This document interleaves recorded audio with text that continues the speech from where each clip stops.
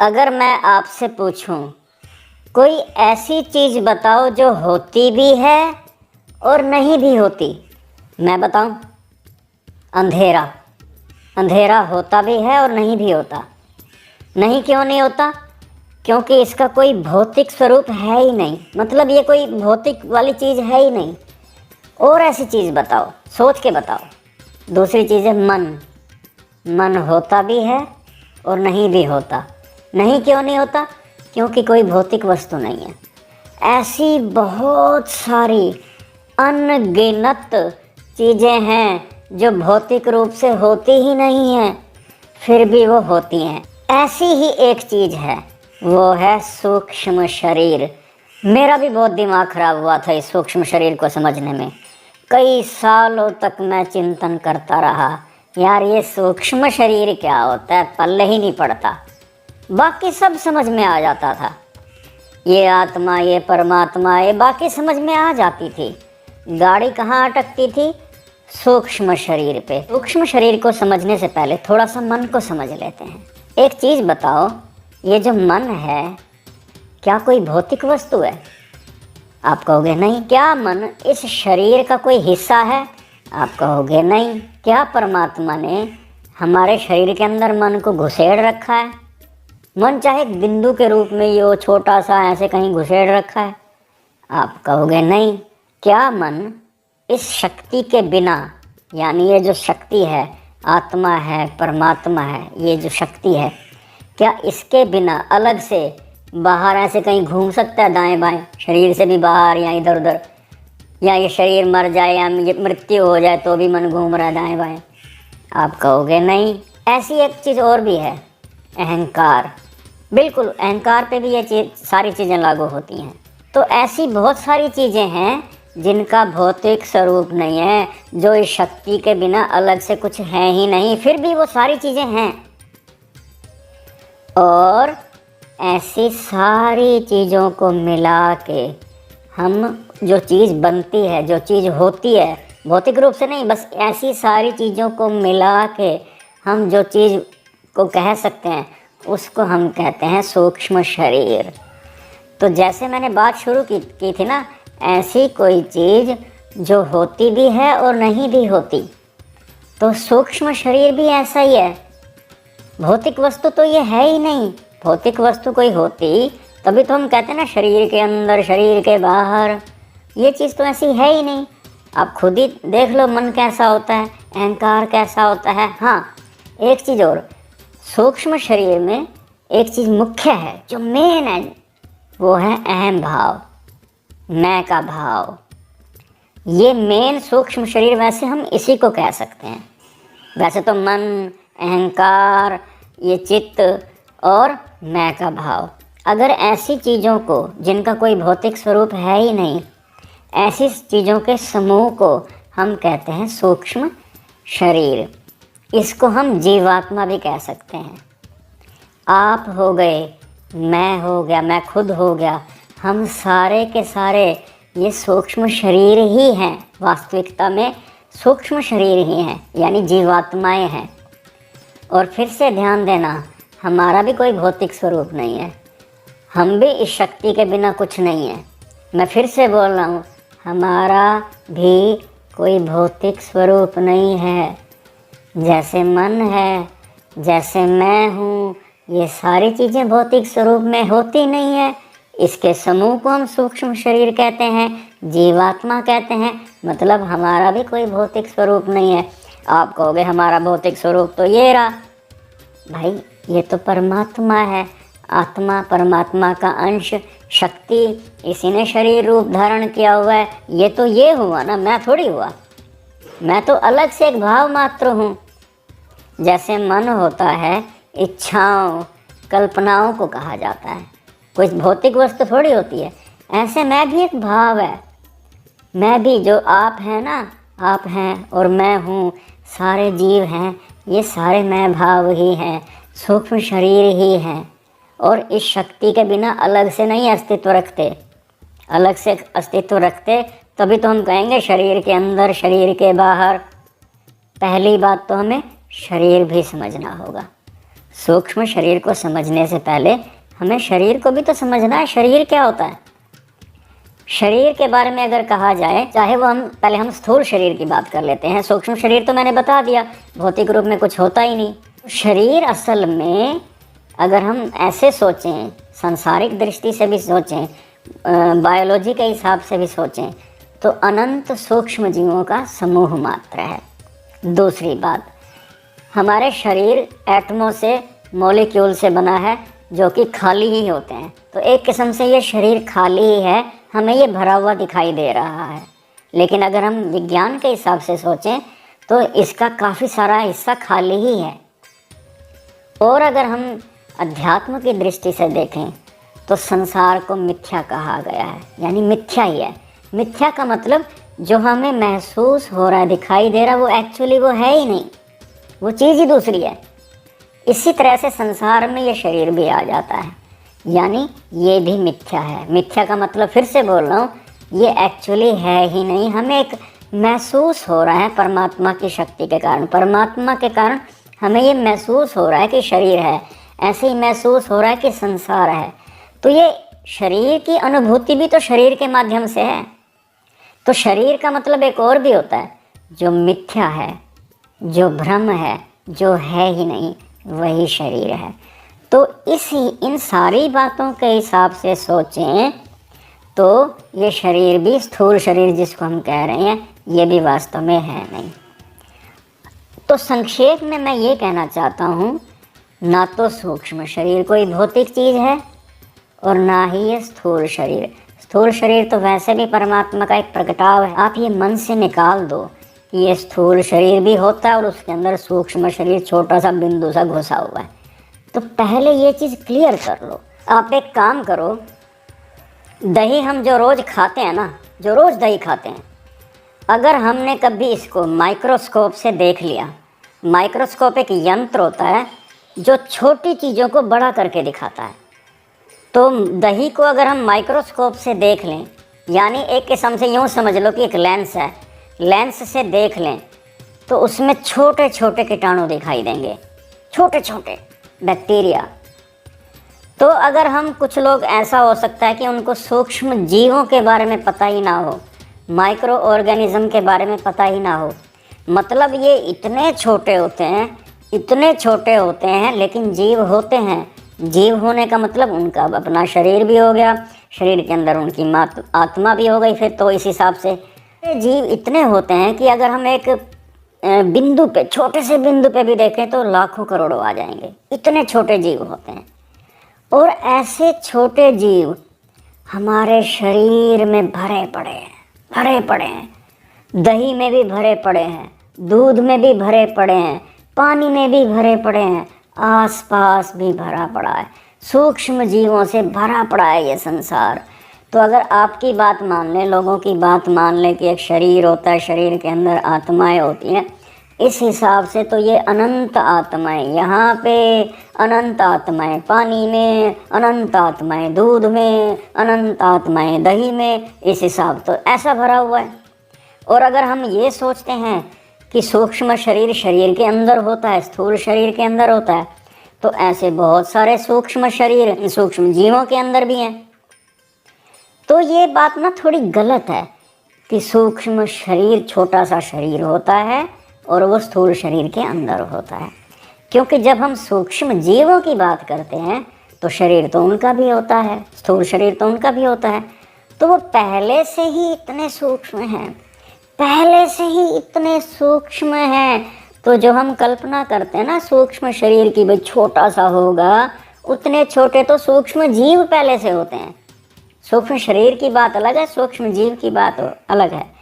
तो ये थोड़ा मन से निकालना पड़ेगा कि सूक्ष्म शरीर एक छोटा सा शरीर होता है। ऐसे बहुत सारे जीव हैं जिनका अगर हम सर भी काट दें ना तो भी वो जिंदा रहते हैं। जिंदा रहने की तो बात छोड़ो, जो बचा हुआ हिस्सा है उनका भी सर आ जाता है, उनकी भी आंखें आ जाती हैं।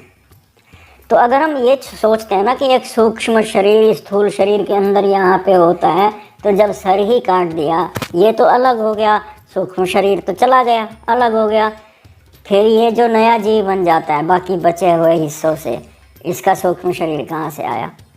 इसको तो परमात्मा ने बनाया नहीं, ये तो वही एक ही बार परमात्मा ने बनाया था, शरीर हमने काट दिया, उसका सिर काट दिया। वैसे एक बात बताऊँ, मेरा भी बड़ा दिमाग ख़राब हुआ, सही कह रहा हूँ। मुझे समझ ही नहीं आता था सूक्ष्म शरीर क्या होता है। मैं पता क्या सोचता था, यार कोई तो है ना जो दुख सुख भोगता है। जब सब कुछ परमात्मा है तो परमात्मा को तो दुख होना नहीं चाहिए, परमात्मा को तो दर्द होना नहीं चाहिए।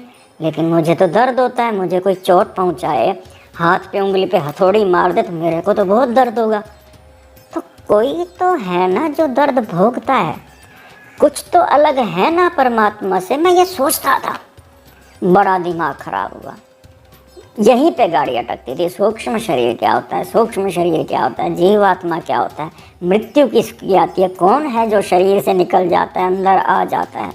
भाई बड़ा दिमाग खराब हुआ, इसके कई साल लग गए समझने में। लेकिन जैसे ही इस परमात्मा की तरफ ध्यान देना शुरू किया, जो आसपास घटित हो रहा है, जो यहाँ पे घटित हो रहा है, जब मैंने स्ट्रैटेजी चेंज की, यानी समझना छोड़ दिया परमात्मा को दिमाग से समझना ही छोड़ दिया, इसका एहसास करना शुरू कर दिया। ये मेरे जीवन का टर्निंग पॉइंट था। किताबों को पढ़ने से नहीं समझ में आती ये बातें, यूट्यूब की वीडियो देखोगे तो अलग अलग हर कोई अपने मन के हिसाब से आपको बताएगा।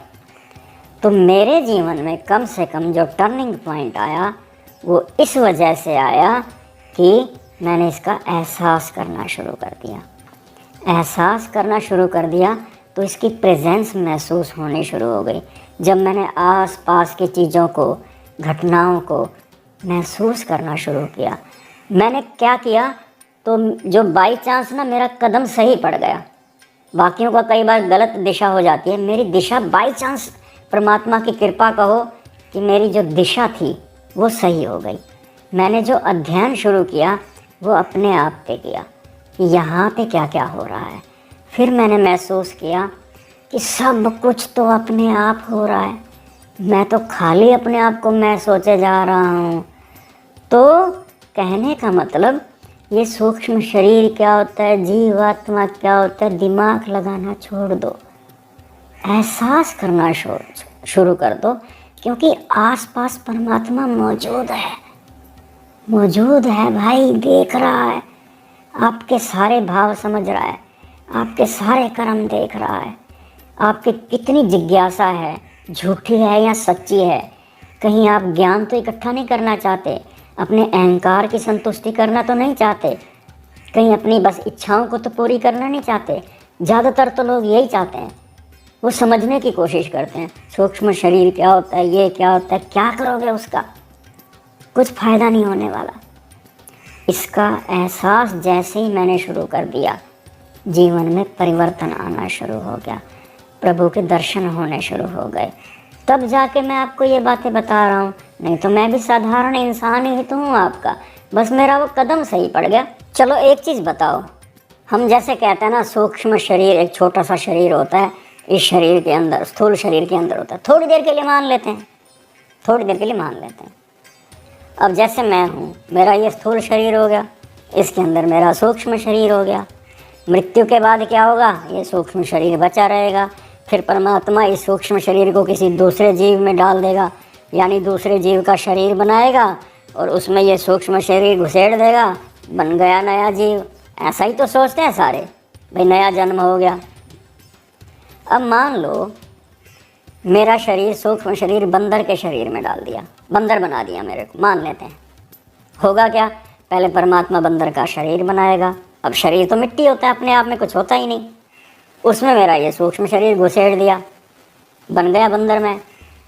अब मैं, जब तक मैं जो हूँ इस शरीर में हूँ, तब तक तो मेरे से छलांगे लगाई नहीं जाती पेड़ों पे।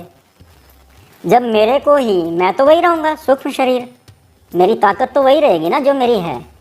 अब तो मुझे जंप लगाना आता नहीं, जब मेरे को बंदर के शरीर में घुसेड़ देगा तो मुझे जंप लगाना भी आ जाएगा, छलांगे मारूंगा पेड़ पे। ये कैसे हो सकता है, शरीर की तो अपनी कोई ताकत होती नहीं, बंदर का शरीर तो बंदर का शरीर ही रहेगा ना, शरीर तो मिट्टी होता है, शरीर की अपनी कोई ताकत नहीं होती। मेन चीज़ तो सूक्ष्म शरीर है। अब मैं सूक्ष्म शरीर अंदर हूँ तो मेरे से छलांगे नहीं लगती। बंदर के शरीर में घुस जाऊँगा तो मुझे छलांगे लगाना किसने सिखा दिया? कैसे छलांगे लगा लूँगा मैं? और चीज़ देखो, एक हमिंग बर्ड होता है। हमिंग बर्ड 1 सेकंड में लगभग 70-80 बार अपने पंख फैला लेता है, वो फड़फड़ा लेता है 1 सेकंड में 70-80 बार। अब जब परमात्मा ने हमिंग बर्ड बनाया होगा, उसका शरीर बनाया होगा, मान लो मेरे को अगले जन्म में हमिंग बर्ड बनाता है तो मेरा सूक्ष्म शरीर उसमें डाल देगा। ठीक है, आत्मा को सूक्ष्म जो लोग सोचते हैं भाई शरीर के अंदर डाल देते हैं, यही सारा सोचते हैं। अब हमिंग बर्ड में मेरे को डाल दिया, अब तो मैं 70-80 बार ऐसे फड़फड़ा नहीं सकता। कौन सी चीज़ आ गई जो हमिंग बर्ड में घुसने से मैं 70-80 बार पंख भी फैला लूँगा 1 सेकंड में 70-80 बार? तो बहुत सारी गलत फहमियाँ हैं, बहुत सारी गलत फहमियाँ इस तरह की, तो ये दिमाग से निकालना पड़ेगा। ये बहुत जना ये शरीर के अंदर घुसेड़ना भाई मेरी तो समझ से बाहर है। पता नहीं लोग यार इसको मान कैसे लेते हैं, ऐसे घुसेड़ देते हैं परमात्मा एक अलग बैठा है। एक चीज़ है ना जो बहुत ज़्यादा हमें कंफ्यूज करती है, जिसकी वजह से सारे भ्रम हैं, वो ये ज़्यादातर लोग पता क्या सोचते हैं, परमात्मा ने हमें बना के छोड़ा हुआ है, यानी एक परमात्मा है उसने मुझे बना के छोड़ा हुआ है, जैसे मैं अब अलग से स्वतंत्र रूप से कुछ हूँ, अभी जिंदा हूँ। यही दिमाग में है ना सारे भ्रमों का, सारे क्वेश्चनों के मूल में यही भ्रम है। जैसे बर्फ़ होती है ना, बर्फ़ से ठंडक है। अब ठंडक ऐसी चीज़ तो होती नहीं कि जो बर्फ़ से निकल के बाहर घूम रही हो, बर्फ़ यहाँ पे है, यहीं पे ठंडक है। ऐसे ही ये शक्ति है, इसी शक्ति से सारा कुछ उत्पन्न हो रहा है। जैसे बर्फ़ से ठंडक, वैसे ही शक्ति से मैं भाव, यानी सूक्ष्म जीव, यानी मैं, आप, हम सब ऐसे ही हैं। हम सब के अंदर एक ही शक्ति है, हम सब के अंदर एक ही शक्ति है। हम तो छोड़ो, पेड़ पौधे, जीव जंतु, सूर्य, तारे, धरती, सब एक ही शक्ति है। सभी से उत्पन्न क्या क्या हो रहा है? मन, अहंकार, सब कुछ, गर्मी, सर्दी, सारी चीज़ यहीं से उत्पन्न हो रही है। तो मैं जो हूँ ना, यानी जो आप भी हैं, मैं भी हैं, ये हम सूक्ष्म शरीर हैं। अभी अभी मैंने क्या बताया, सूक्ष्म शरीर अपने आप में कुछ होता ही नहीं है। ऐसे ही मैं और आप अपने आप में कुछ है ही नहीं। कुछ होंगे तभी तो शरीर के अंदर घुसेंगे निकलेंगे, जब है ही नहीं। हम हर पल उत्पन्न हो रहे हैं। ये हर पल वर्ड इम्पोर्टेंट समझना, बार बार सुनना इस बात को। हम हर पल उत्पन्न हो रहे हैं, स्वतंत्र रूप से, अलग से बने हुए नहीं हैं। जैसे हारमोनियम की दबाई सारे गामा, अब सारे गामा होते भी हैं और नहीं भी होते। सारे गामा तो है, ये सा, ये रे, ये गामा, लेकिन ये वो आवाज़ है, फिज़िकल रूप तो उनका भी नहीं है। और ऐसा भी नहीं है कि सा बन के घूम रहा है कहीं पे, हारमोनियम को छोड़ के ये रहा सा। तो हम भी परमात्मा को छोड़ के अलग से नहीं घूम रहे। जिस तरह से हारमोनियम की दबाई, सा की आवाज़ आ रही है, जब तक की दबी हुई है सा की आवाज़ है, सा की आवाज़ अलग से कुछ नहीं है। तो ऐसे ही मैं, आप, सारे के सारे, हम सब इस शक्ति से उत्पन्न होने वाले भाव मात्र हैं। इसी को खाली जो कुछ नहीं होता ना, वही तो सूक्ष्म शरीर है। मैं आपको थोड़ा सा विज्ञान से भी जोड़ना चाहता हूँ, प्रकृति के रहस्यों से भी जोड़ना चाहता हूँ। उससे क्या होगा, आपकी जिज्ञासा बढ़ेगी। जो प्रकृति की ऐसी इंटरेस्टिंग बातें हैं जिनको हम सुनते हैं, समझते हैं, तो हमें परमात्मा का और ज़्यादा एहसास होता है। जैसे लाइट के बारे में ले लो। लाइट की जो स्पीड होती है ना, लाइट की स्पीड चलने की, एक जगह से दूसरी जगह जाने की, वो होती है लगभग 1 सेकंड में 3 लाख किलोमीटर। भाई सिर्फ 1 सेकंड, ये 1 सेकंड हो गया, लाइट चली गई 3 लाख किलोमीटर दूर। 3 लाख किलोमीटर दूर। अगर हम लाइट की स्पीड से कोई रॉकेट बना लें जो लाइट की स्पीड से चले, यानी 1 सेकंड में 3 लाख किलोमीटर। इस स्पीड से भी हम चलते जाएं तो जो सबसे नज़दीक का तारा है 4 साल में पहुंचेंगे वहाँ पे। 4 साल में पहुंचेंगे जो सबसे नज़दीक का तारा है। अब ये वैज्ञानिक कहते हैं कि लाइट की स्पीड इतनी होती है। आते हैं ज़रा अध्यात्म पे। यार सोचो, लाइट क्यों चलेगी 1 सेकंड में 3 लाख किलोमीटर? मजबूरी है क्या हो गया उसकी? जैसे सूर्य से रोशनी आती है ना, सूर्य से भी लाइट आती है, तो 1 सेकंड में 3 लाख किलोमीटर के हिसाब से आती है यहाँ पे। अब ज़रा सोचो, सूर्य रोशनी वहाँ होती है, लाइट ना आए वहाँ से, क्या कर लेंगे हम? क्यों आती है लाइट? अपने आप चल के 1 सेकंड में 3 लाख किलोमीटर चल के आ जाती है यहाँ पे, धरती पे। नहीं आती भाई। परमात्मा, असल में ये परमात्मा ही है। वैज्ञानिकों को लाइट नज़र आती है। लाइट इलेक्ट्रोमैग्नेटिक वेव कहते हैं वो कहते हैं लाइट खुद नहीं दिखाई देती। हाँ भाई, उनको लाइट खुद नहीं दिखाई देती, उसकी वजह से चीज़ें दिखाई देती हैं। तो जो खुद दिखाई नहीं देती ना, वो परमात्मा ही है। विज्ञान क्या करता है? हर में जड़ चीज़ों की शक्तियाँ देखता है बस, परमात्मा उनको नज़र नहीं आता। तो इसलिए मैं आपको विज्ञान की इंटरेस्टिंग बातें बताता हूँ, ताकि आपकी जिज्ञासा बढ़े, ताकि परमात्मा का एहसास बढ़े। लाइट तो छोड़ो, एक पेड़ है, बीज डालते हैं हम, धरती में बीज डालते हैं ना, नहीं उगाए परमात्मा, क्या कर लोगे आप? हम इतने आदी हो गए ना इन चीज़ों के, इतने चमत्कारों के आदी हो चुके हैं, अब हमें वो चमत्कार भी नहीं लगते। एक चीज़ बताओ, मैंने ये ताली बजाई, आवाज़ हुई, क्यों हुई आवाज़? आपने की आवाज़ पैदा, आपने तो ताली बजाई, बस ये 2 हाथ थे, ये मिला दिए, क्यों हुई आवाज़? सोचो ज़रा, क्यों हुई आवाज़? कहाँ से आई आवाज़? ताली तो मिलाई ना, बस हाथ ही तो जोड़े हैं, जोर से जोड़ दिए। मजबूरी है कोई आवाज़ होना? ये आवाज़ हुई जो यहाँ कण कण परमात्मा मौजूद है, वो करता है आवाज़। ताली तो बजाई, हाथ तो लगाए, आवाज़ इसने उत्पन्न की, परमात्मा ने। तो मेरा कहने का मतलब, परमात्मा की प्रेजेंस बहुत है। अब थोड़े से ना हमारे व्यूअर्स जो हैं, उनके कुछ क्वेश्चन आंसर ले लेते हैं।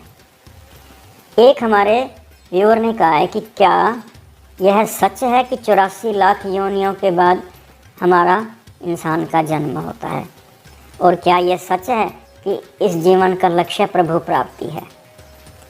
एक चीज़ बताओ यार, 84 लाख योनियों को छोड़ो, मैं कुछ कह भी दूँ हाँ होता है या, तो भी ना आपको ना तो ठीक से विश्वास आएगा और ना ही इसकी कोई गारंटी है इन चीज़ों की। सब ऐसे ही कहेंगे कुछ ना कुछ।